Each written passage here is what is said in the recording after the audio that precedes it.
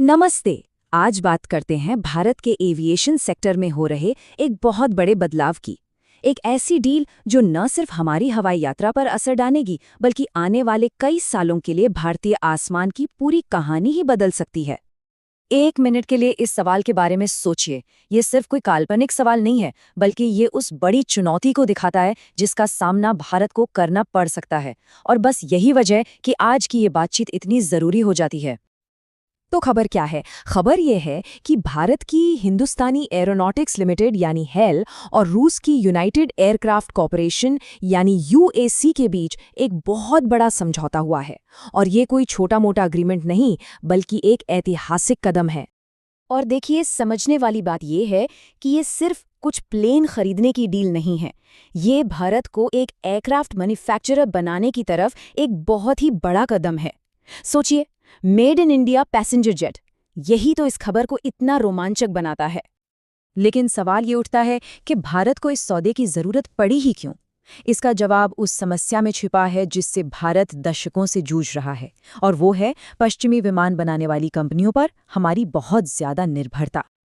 और ये निर्भरता कितनी ज्यादा है, जरा सोचिए। दुनिया भर में उड़ने वाले 90% से भी ज्यादा कमर्शियल प्लेन्स सिर्फ दो कंपनियां बनाती हैं, बोइंग और एयरबस। ये एक ऐसी डुओपली है जिसका सीधा असर भारत पर भी पड़ता है। और इस निर्भरता की कीमत क्या है? भारत हर साल इन विमानों और उनके स्पेयर पार्ट्स पर करीब-करीब 10 अरब डॉलर खर्च करता है। ये इतनी बड़ी रकम है कि इससे देश में कई बड़े-बड़े डेवलपमेंट प्रोजेक्ट्स पूरे हो सकते हैं। यहाँ से कहानी और भी दिलचस्प हो जाती है। किसी पर इतना ज्यादा निर्भर होना भारत के लिए कौन सी रणनीतिक कमजोरियां पैदा करता है? इस जोखिम को ठीक से समझने के लिए हमें ज्यादा दूर जाने की जरूरत नहीं है। बस रूस के हाल के तजुर्बे को देख लीजिए। ये एक परफेक्ट केस स्टडी है कि कैसे चीजें रातों रात बदल सकती हैं। जैसे ही पश्चिमी देशों ने रूस पर बैन लगाया, बोइंग और एयरबस ने वहां से अपना बोरिया बिस्तरा समेट लिया। नतीजा, रूस का पूरा एयर ट्रैवल नेटवर्क लगभग ठप पड़ गया। इसी संकट ने रूस को एक बहुत जरूरी सबक सिखाया, आत्मनिर्भरता का सबक। तो रूस ने इसका जवाब कैसे दिया? उन्होंने अपना सुखोई सुपरजेट 100 लिया और उसमें से एक-एक विदेशी पुर्जे को हटाकर उसकी जगह रूसी पुर्जे लगा दिए। अब ये एक ऐसा प्लेन है जो किसी भी बाहरी दबाव या बैन से पूरी तरह से इम्यून है।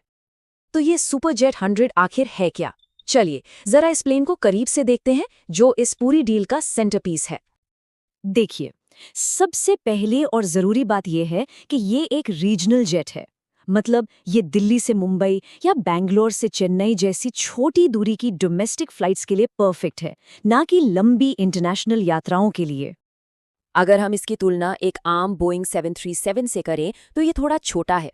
इसमें करीब 103 सीटें हैं, जो इसे कम भीड़ वाले रूट्स के लिए बहुत एफिशिएंट बनाता है। और सबसे खास बात, इसका इंजन पूरी तरह से रूसी है, जो इसे पश्चिमी देशों पर निर्भरता से आज़ाद करता है। अच्छा, यहाँ एक बात साफ करना बहुत जरूरी है। शुरू में हेल इन विमानों को स्क्रैच से नहीं बनाएगा। रूस से पुर्जे आएंगे और उन्हें भारत में जोड़ा जाएगा, यानी असेंबल किया जाएगा। ये आत्मनिर्भरता की लंबी दौड़ का पहला सोचा समझा कदम है। अब सिक्के का दूसरा पहलू देखते हैं। आखिर रूस इस डील में इतनी दिलचस्पी क्यों ले रहा है? इसके पीछे सिर्फ दोस्ती नहीं, बल्कि पक्के बिजनेस और स्ट्रेटेजिक कारण है। सीधी सी बात है, पैसा। हाँ, जियोपॉलिटिक्स भी है। लेकिन रूस के लिए सबसे बड़ा मोटिवेशन है भारत का बहुत बड़ा और तेजी से बढ़ता हुआ एविएशन मार्केट। ये उनके लिए एक बहुत बड़ी बिजनेस अपॉर्चुनिटी है जिसे वे खोना नहीं चाहते। तो इन सब बातों का भारत के लिए दूरगामी मतलब क्या निकलता है? ये सौदा भारतीय आसमान के भविष्य को आखिर कैसे शिकिल देगा? वैसे ये पहली बार नहीं है जब भारत ने ऐसा कुछ करने की कोशिश की है।